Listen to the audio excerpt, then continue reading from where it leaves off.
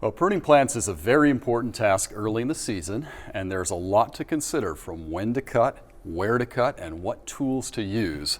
And to give us more insights, I'm joined here by Jason Anderson, who's a master arborist and the co-owner at Water's Edge Specialty Pruning and Plant Healthcare. So thanks for coming in. Yep. And yeah, why don't absolutely. we talk a little bit about pruning with the hand tools, from the smallest to the largest tools that you use. Absolutely, yeah. We in the business we have, most of our pruning is done with hand tools. Very often, very likely, not going to pull out a chainsaw, unless it's something odd. But we start with a good pair of hand pruners.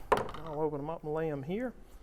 One thing that we do like is a pair of bypass hand pruners, not the old anvil style where the blade goes down and hits a flat surface, because in a lot of cases that will in itself kind of tear the foliage or compress the foliage and not make a clean cut.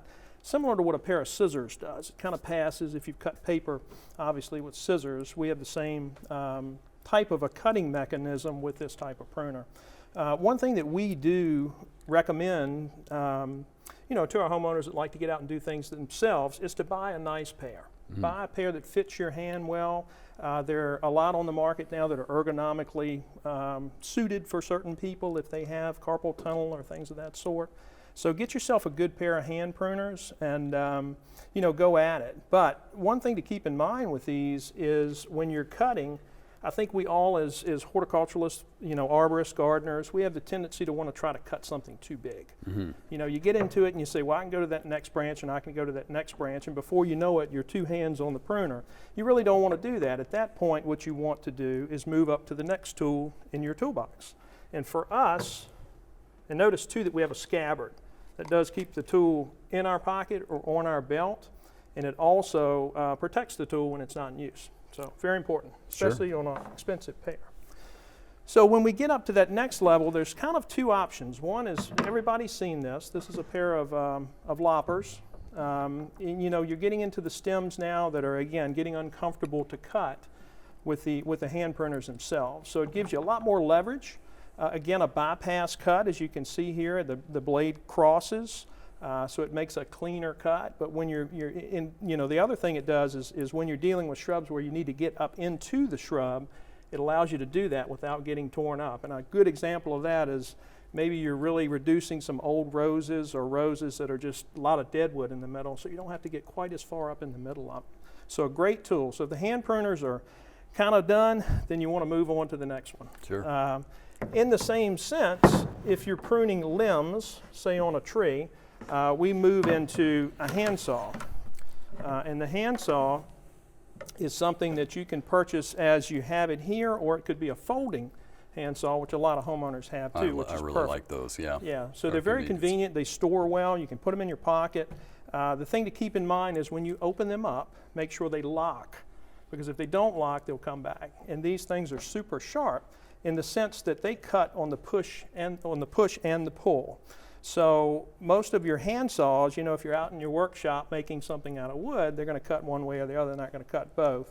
This one cuts both ways. So it's critical to be very safe.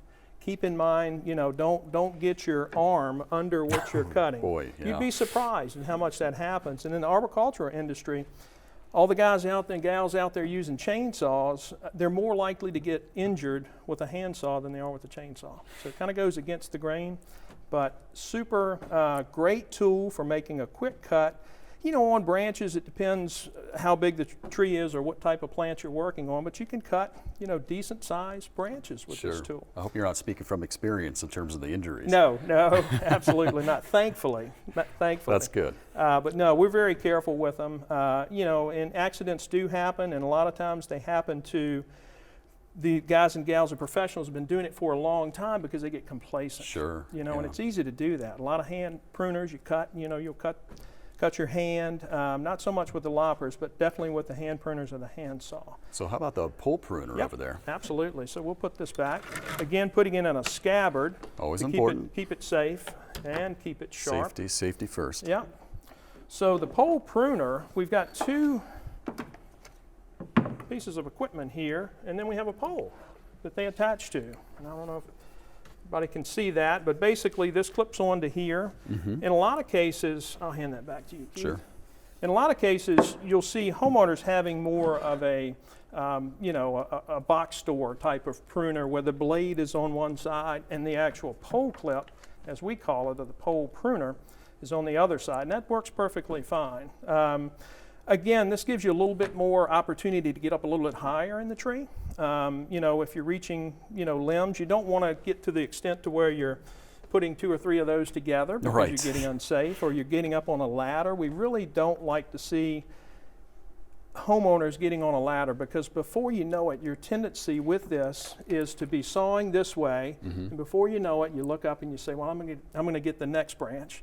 I'm going to get the next branch, and then before you know it, Can't you're help sawing yourself. right over your head. Boy, So, yeah. and same goes with the pole clip, as we call it here. I'm not going to unwind it, but if you pull it down, the blade bypasses and makes a nice cut. So it gives you the opportunity to reach up a little bit higher in the tree to make those cuts that you might not be able to reach from the ground, keeping you off of a ladder, hopefully, as well. Right. So how about keeping your tools clean? I know Absolutely. hygiene's really important It is. before you're going to cut different plants to try to prevent disease from spreading. Sure. Hygiene and maintenance. So we'll start with the hygiene.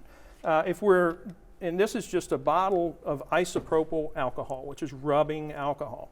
So we'll spray this on our pruning tools, typically our hand pruners. Say if we're pruning roses and we know maybe there's rose rosette, which is a disease that affects roses, or we're dealing with fruit trees where we may have flower blight as an issue. So we want to make sure that we're sanitizing our tools between the trees that we're dealing with, or the shrubs that we're dealing with. So very simply, you just spray the blade when you're done and you move on. Sure. To the next. I think we're gonna, why don't we demonstrate how to Absolutely. do rejuvenating cuts here on Yep. a bit of an overgrown shrub. Okay, I'm going to go back to the hand pruners.